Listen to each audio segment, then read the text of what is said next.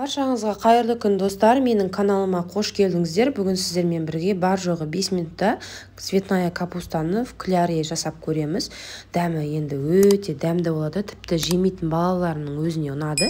Міндетті түрде дәл менің рецептіммен жасап көріңіздер. Ең алдымен цветная капустаны артық жерлерін алып тастап, осылай бөліктерге бөлеміз. Жақсылап осылай кесіп алатын боламыз. Бұл бөліктерде бізге үлкендік қылады, сондықтан тағы да ұсақтап осылай араларын ашып, дәл видеодағыдай майдалап бөліктерге бөліп аламыз.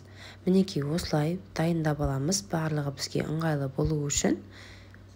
Енді осы дайын болған капусталарымызды қайнап тұрған ыстық суға салып 4-5 минут шамасында қайнататын боламыз. Одан артық уақыт қайнатпаңыздар, бізге 4-5 минут жеткілікті.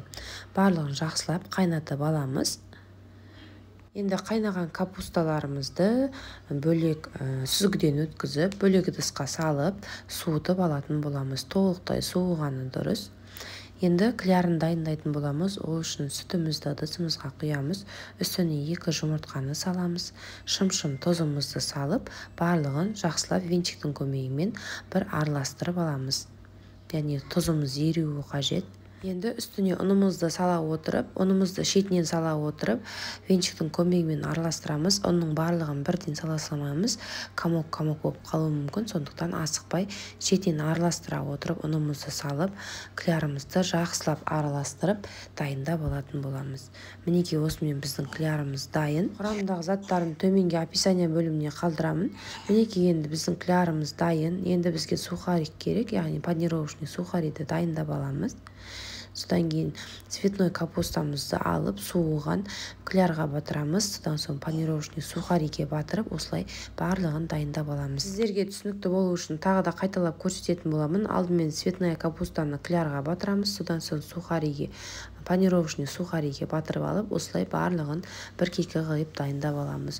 Құрамындағы заттарын төменде описание бөліміне қалдырамын, сол жақтан қарасаңыздар болады.